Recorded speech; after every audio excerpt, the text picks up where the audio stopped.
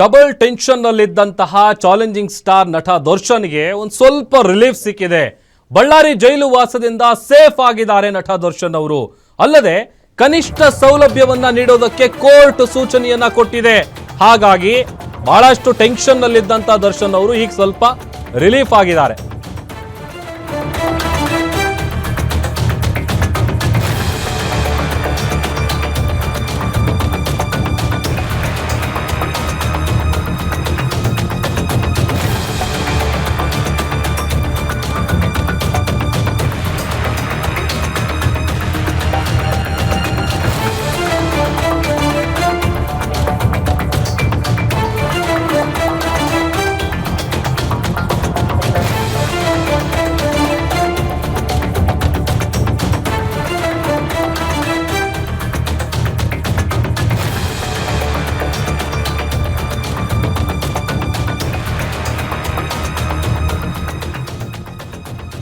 ಬಳ್ಳಾರಿ ಜೈಲು ವಾಸದಿಂದ safe ಆಗಿದ್ದಾರೆ ದರ್ಶನ್.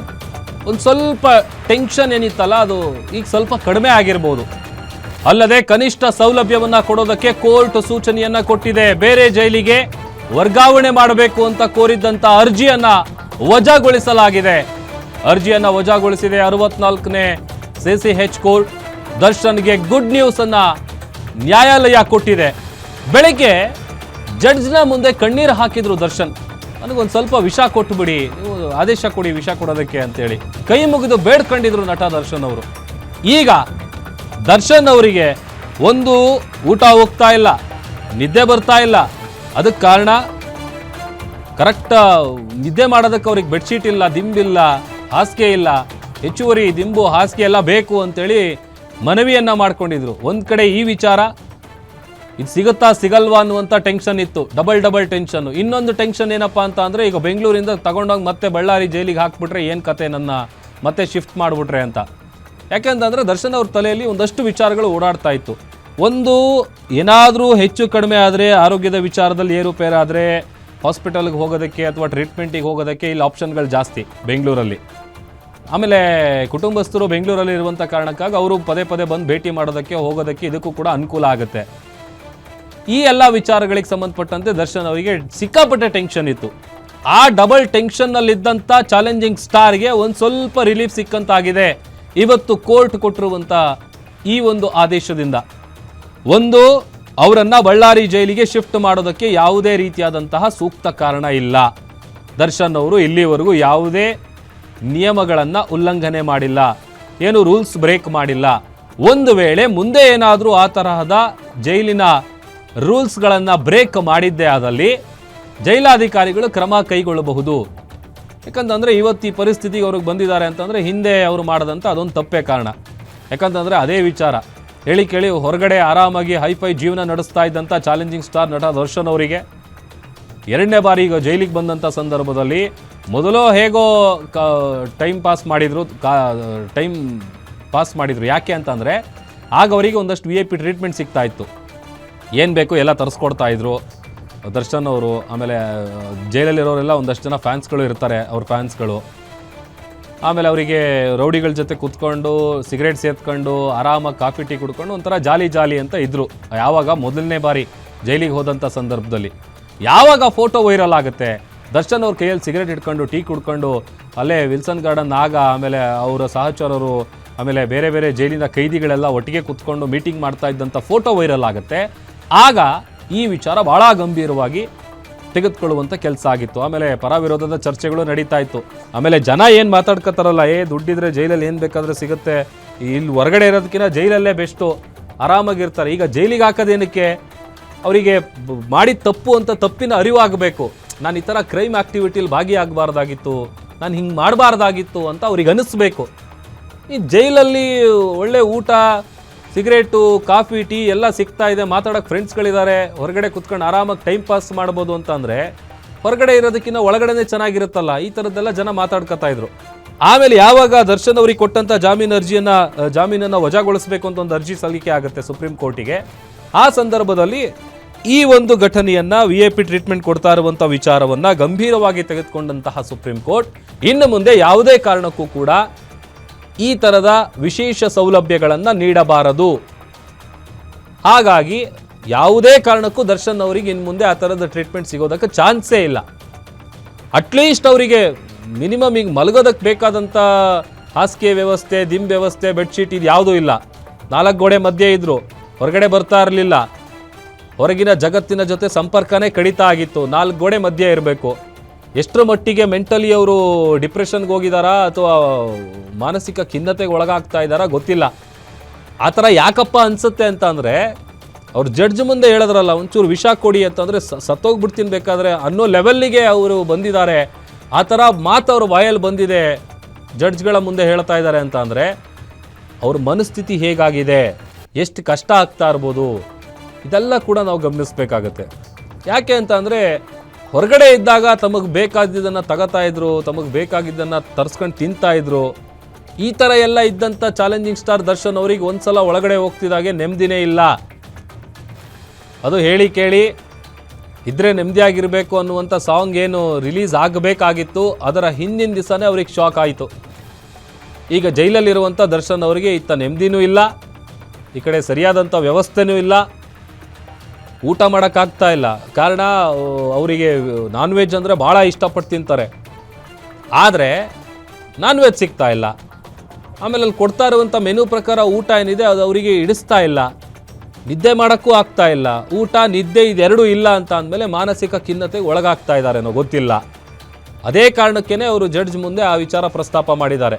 ಒಂದು ಸ್ವಲ್ಪ ವಿಷ ಕೊಟ್ಟುಬಿಡಿ ಸರ್, ನನಗೆ ನೀವು ಹೇಳಿಬಿಡಿ, ವಿಷ ಕೊಡೋದಕ್ಕೆ ನೀವು ಈಗ ನ್ಯಾಯಮೂರ್ತಿಗಳು ಆ ಥರದ್ದು ಒಂದು ಆದೇಶ ಕೊಟ್ಟರೆ ಹೇಗೂ ಸತ್ತೋಗ್ಬೋದು, ಈ ಥರದ ಕಷ್ಟ ಎಲ್ಲ ಯಾಕೆ ಪಡಬೇಕು ಅಂತ.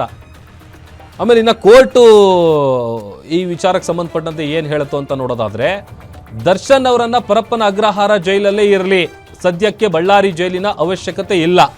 ಆಮೇಲೆ ಜೈಲಿನ ಒಳಗೆ ವಾಕಿಂಗ್ ಮಾಡೋದಕ್ಕೆ ಅವರಿಗೆ ಅವಕಾಶ ಕೊಡಿ. ಆರೋಪಿ ಜೈಲಿನ ನಿಯಮಗಳನ್ನು ಪಾಲಿಸಬೇಕು. ಅಂದರೆ ಒಂದು ವೇಳೆ ಏನಾದರೂ ಆ ಥರದ್ದು ಏನಾದರೂ ನಿಯಮಗಳನ್ನ ಬ್ರೇಕ್ ಮಾಡಿದ್ರೆ, ಉಲ್ಲಂಘನೆ ಮಾಡಿದ್ರೆ ಅಂಥ ಸಂದರ್ಭದಲ್ಲಿ ಜೈಲಾಧಿಕಾರಿಗಳು ಅವ್ರ ಮೇಲೆ ಕ್ರಮ ತಗೋಬೋದು. ಕಾರಾಗೃಹ IGP ಶಿಫ್ಟ್ ಬಗ್ಗೆ ನಿರ್ಧರಿಸಲಿ. ಆ ಥರದ್ದು ಏನಾದರೂ ಅವರು ರೂಲ್ಸ್ ಬ್ರೇಕ್ ಮಾಡಿದಂಥ ಸಂದರ್ಭದಲ್ಲಿ ಶಿಫ್ಟ್ ಮಾಡಬೇಕಾ ಬೇಡವಾ ಅಂತ.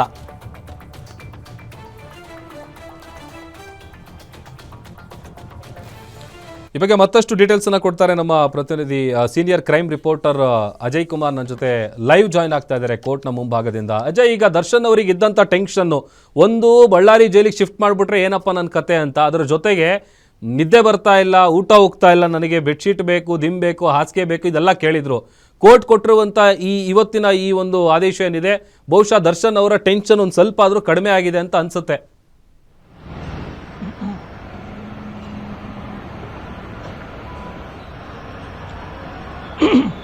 ಖಂಡಿತವಾಗ್ಲೂ ಪ್ರಭು, ಈಗಾಗಲೇ ಏನೋ ಕೋರ್ಟ್ ಮುಂದೆ ಕೂಡ ತಮ್ಮ ಅಳಲನ್ನು ಕೂಡ ತೋಡ್ಕೊಂಡಿದ್ರು ನಟ ದರ್ಶನ್. ಸೊ ಹೀಗಾಗಿ ಕೋರ್ಟ್ ಕೂಡ ಇದೀಗ ಬೇಸಿಕ್ ನೀಡ್ ಏನು ಕೊಡ್ತೀರಾ ಅಂದರೆ, ಜೈಲಿನಲ್ಲಿ ಸಾಮಾನ್ಯ ಕೈದಿ ಕೊಡುವಂತಹ ಏನು ಫೆಸಿಲಿಟೀಸ್ ಕೊಡ್ತೀರಾ ಅದೆಲ್ಲವನ್ನು ಕೂಡ ಒದಗಿಸ್ಬೇಕು ಅನ್ನೋ ಒಂದು ಮಾತನ್ನು ಕೂಡ ಈಗಾಗಲೇ ಕೋರ್ಟ್ ಕೂಡ ಹೇಳಿರುವಂಥದ್ದು. ಅದರಲ್ಲೂ ಕೂಡ ಪ್ರಮುಖವಾಗಿ ಅವರು ಅಂದರೆ ನನಗೆ ಗಾಳಿ ಬೆಳಕು ನೋಡೇ ಸಾಕಷ್ಟು ದಿನ ಆಗೋಗಿದೆ ಅನ್ನೋ ಮಾತನ್ನು ಕೂಡ ಈಗಾಗಲೇ ದರ್ಶನ್ ಕೂಡ ಹೇಳಿದರು. ಸೊ ಹೀಗಾಗಿ ಆ ಒಂದು ವಿಚಾರವನ್ನು ಕೂಡ ಈಗಾಗಲೇ ಕೋರ್ಟ್ ಆಲೋಚನೆ ಮಾಡಿ ಈಗ ಅವರನ್ನು ಕೂಡ ಅಂದರೆ ಸಾಮಾನ್ಯ ಅಲ್ಲಿ ಓಡಾಡೋದಕ್ಕೂ ಕೂಡ ಅಂದ್ರೆ ಕೆಲವೊಂದು ಭಾಗದಲ್ಲೂ ಕೂಡ ವಾಕಿಂಗ್ ಮಾಡೋದಕ್ಕೂ ಕೂಡ ಅವಕಾಶವನ್ನ ಮಾಡಿಕೊಡ್ಬೇಕು ಅನ್ನೋ ಮಾತನ್ನು ಕೂಡ ಈಗಾಗಲೇ ನ್ಯಾಯಾಧೀಶರು ಕೂಡ ಹೇಳಿರುವಂತದ್ದು.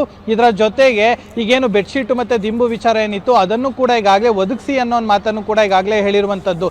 ಇದೆಲ್ಲ ಒಂದ್ ಕಡೆ ಆದ್ರೆ ಇನ್ನು ಬಳ್ಳಾರಿಗೆ ಶಿಫ್ಟ್ ಮಾಡುವಂತ ವಿಚಾರ ಏನಿದೆ ಆ ಒಂದು ವಿಚಾರ ಕೂಡ ಈಗ ಚರ್ಚೆಗೆ ಬಂತು. ಆ ಒಂದು ವಿಚಾರದಲ್ಲೂ ಕೂಡ ಈಗ ಯಾವುದೇ ಕಾರಣಕ್ಕೂ ಸದ್ಯಕ್ಕೆ ಶಿಫ್ಟ್ ಮಾಡುವಂತ ಅವಶ್ಯಕತೆ ಬೇಡ ಅಂತ ಹೇಳಿ ಈಗಾಗಲೇ ಕೋರ್ಟ್ ನಿರ್ಧಾರ ಮಾಡಿರುವಂತದ್ದು. ಯಾಕಂದ್ರೆ ಕಳೆದ ಬಾರಿ ಶಿಫ್ಟ್ ಮಾಡೋದಕ್ಕೆ ಒಂದು ಕಾರಣ ಇತ್ತು. ಯಾಕಂತಂದ್ರೆ ಅಲ್ಲಿ ಒಳಗಡೆ VIP ಟ್ರೀಟ್ಮೆಂಟ್ ಅನ್ನು ಕೂಡ ಕೊಟ್ಟಿದ್ರು. ಅಂದ್ರೆ ಎಲ್ಲರೂ ಕೂಡ ಕೂತ್ಕೊಂಡು ಒಂದು ರೀತಿ 5 ಸ್ಟಾರ್ ಹೋಟ್ಲಲ್ಲಿ ಕೂತಿದ್ರು. ರೌಡಿ ಶೀಟರ್ ಕೂಡ ಇದ್ದ, ಅವರ ಜೊತೆ ಟೀ ಕುಡಿತಾ ಇದ್ರು, ಸಿಗರೇಟ್ ಸೇರ್ತಾ ಇದ್ರು. ಆ ಫೋಟೋ ವೈರಲ್ ಆಗಿತ್ತು, ಸಾಕಷ್ಟು ಚರ್ಚೆ ಆಗಿತ್ತು.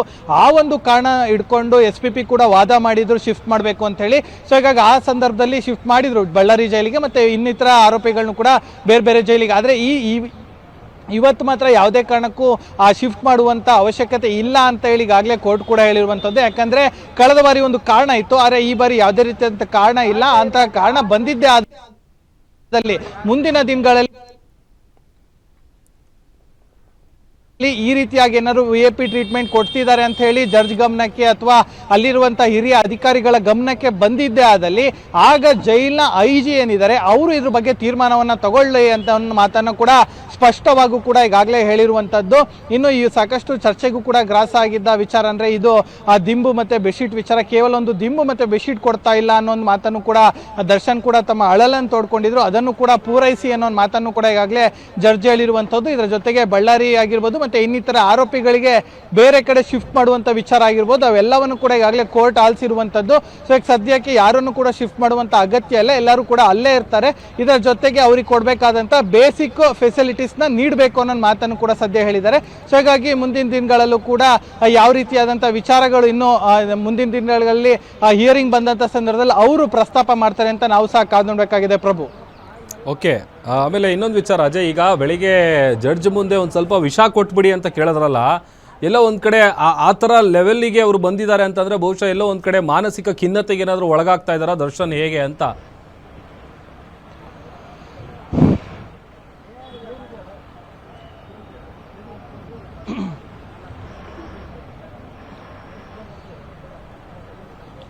ಖಂಡಿತವಾಗ್ಲೂ ಪ್ರಭು, ಯಾಕಂದ್ರೆ ಇವತ್ತಿನ ಅವರ ಸ್ಥಿತಿಗೆ ದರ್ಶನ್ ಅವರೇ ಕಾರಣ ಅಂತಾನೆ ಹೇಳ್ಬೋದು. ಯಾಕಂತಂದ್ರೆ ಕಳೆದ ಬಾರಿ ಕೂಡ ಸಾಕಷ್ಟು ಒಂದು ರೀತಿ VIP ಟ್ರೀಟ್ಮೆಂಟ್ ಅಲ್ಲೂ ಕೂಡ ಇದ್ರು, ಮತ್ತೆ ಮನೆ ಊಟ ಅದು ಇದು ಅಂತ ಹೇಳಿ ಕೂಡ ಅದಕ್ಕೂ ಕೂಡ ಅರ್ಜಿ ಹಾಕಿದ್ರು, ಆದ್ರೆ ಸಿಕ್ಕಿರ್ಲಿಲ್ಲ.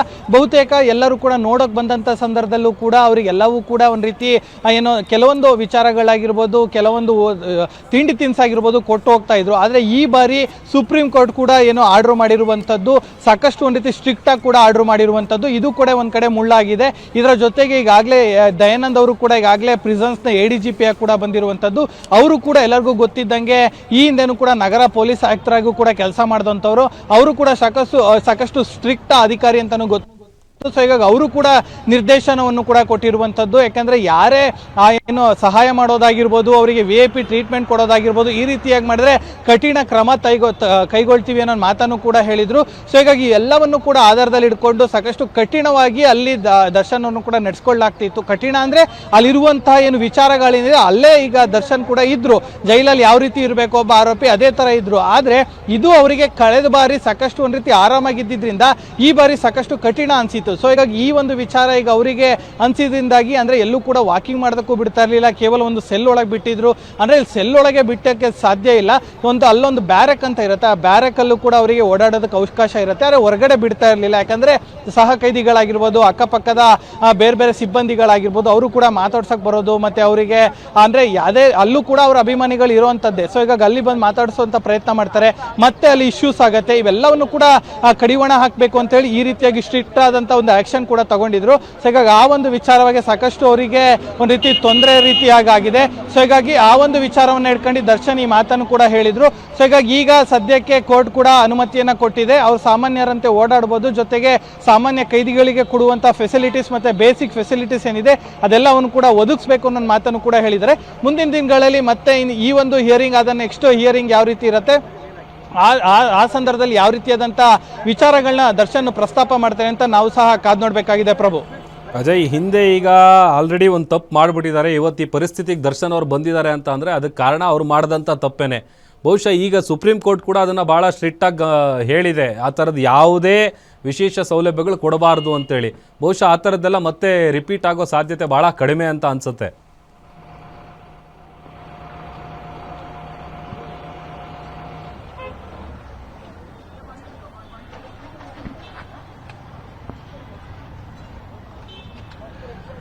ಖಂಡಿತವಾಗ್ಲೂ ಪ್ರಭು, ಯಾಕಂದ್ರೆ ಕಳೆದ ಬಾರಿ ಎಲ್ಲರೂ ಕೂಡ ಗೊತ್ತಿರುವಂಥದ್ದೇ, ಅಂದ್ರೆ ರೌಡಿ ಶೀಟ ಜೊತೆ ಕೂತ್ಕೊಂಡಿದ್ರು, ಸಿಗರೇಟ್ ಸೇರ್ತಾ ಇದ್ರು, ಜೊತೆಗೆ ಏನು ಟೀ ಕುಡಿತಾ ಕೂತಿದ್ರು. ಅದರಲ್ಲೂ ಕೂಡ ಸಪ್ರೇಟ್ ಆದಂಥ ಟೇಬಲ್ ಕೂಡ ವ್ಯವಸ್ಥೆ ಕೂಡ ಅವ್ರಿಗಾಗಿತ್ತು. ಸೊ ಹಾಗಾಗಿ ಎಲ್ಲವನ್ನು ಕೂಡ ಕೋರ್ಟ್ ಗಮನದಲ್ಲಿ ಕೂಡ ಇಟ್ಕೊಂಡಿದೆ. ಸೊ ಆ ಒಂದು ವಿಚಾರವಾಗಿ ಈಗಾಗಲೇ ಸ್ಟ್ರಿಕ್ಟ್ ಆಕ್ಷನ್ ಕೂಡ ಕೊಟ್ಟಿರುವಂಥದ್ದು. ನಾನು ಮೊದಲೇ ಹೇಳ್ದಂಗೆ ಸುಪ್ರೀಂ ಕೋರ್ಟ್ ಆರ್ಡರ್ ಬಂದಿದೆ ಅಂದರೆ ಎಲ್ಲರೂ ಕೂಡ ಪಾಲನೆ ಮಾಡಬೇಕು. ಅದು ಹೈಕೋರ್ಟ್ ಆಗಿರ್ಬೋದು, ಸೆಷನ್ಸ್ ಕೋರ್ಟ್ ಆಗಿರ್ಬೋದು, ಅಥವಾ ಮ್ಯಾಜಿಸ್ಟ್ರೇಟ್ ಕೋರ್ಟ್ ಆಗಿರ್ಬೋದು, ಪ್ರತಿಯೊಂದು ಕೋರ್ಟ್ ಕೂಡ ಆ ಒಂದು ವಿಚಾರನ ಏನು ಸೀರಿಯಸ್ ಆಗಿ ಕೂಡ ತಗೊಳ್ಳುತ್ತೆ. ಇರುತ್ತೆ. ಇದೇ ವಿಚಾರವನ್ನು ಈಗ ಎಲ್ಲ ಏನು ಕೋರ್ಟ್ ಕೂಡ ಸೀರಿಯಸ್ ಆಗಿ ತಗೊಂಡಿರುವಂಥದ್ದು. ಸೊ ಹೀಗಾಗಿ ಈ ಒಂದು ವಿಚಾರದಲ್ಲಿ ಈಗಾಗಲೇ ಏನು ದರ್ಶನ್ ಆಗಿರ್ಬೋದು ಮತ್ತೆ ಇನ್ನಿತರ ಆರೋಪಿಗಳಾಗಿರ್ಬೋದು ಎಲ್ಲರಿಗೂ ಕೂಡ ಒಂದು ರೀತಿ ಸ್ಟ್ರಿಕ್ಟ್ ಆಗಿ ಅಲ್ಲಿರುವಂತಹ ಜೈಲಿನ ಅಧಿಕಾರಿಗಳು ಮತ್ತೆ ಅಲ್ಲಿರುವ ಸಿಬ್ಬಂದಿಗಳು ಕೂಡ ನಡೆಸ್ಕೊಳ್ತಾ ಇರುವಂಥದ್ದು. ಯಾಕಂದ್ರೆ ಮುಂದಿನ ದಿನಗಳಲ್ಲಿ ಅವ್ರಿಗೂ ಕೂಡ ಇದು ತಲೆದಂಡ ಆಗುವಂತ ಎಲ್ಲ ಸಾಧ್ಯತೆಗಳು ಕೂಡ ಇರುತ್ತೆ. ಯಾಕಂದ್ರೆ ಈ ಹಿಂದೆ ಕೂಡ ಆ ಫೋಟೋ ವೈರಲ್ ಆದಂತ ಸಂದರ್ಭದಲ್ಲಿ 4 ರಿಂದ 5 ಜನ ಏನು ಅಲ್ಲಿದ್ದಂತ ಸಿಬ್ಬಂದಿಗಳು ಮತ್ತೆ ಜೈಲ ಅಧಿಕಾರಿಗಳು ಕೂಡ ಸಸ್ಪೆಂಡ್ ಆಗಿದ್ರು. ಸೊ ಹಾಗಾಗಿ ಮುಂದಿನ ದಿನಗಳಲ್ಲಿ ಅದು ಮರುಕಳಿಸಬಾರ್ದು ಅಂತ ಹೇಳಿದ್ರೆ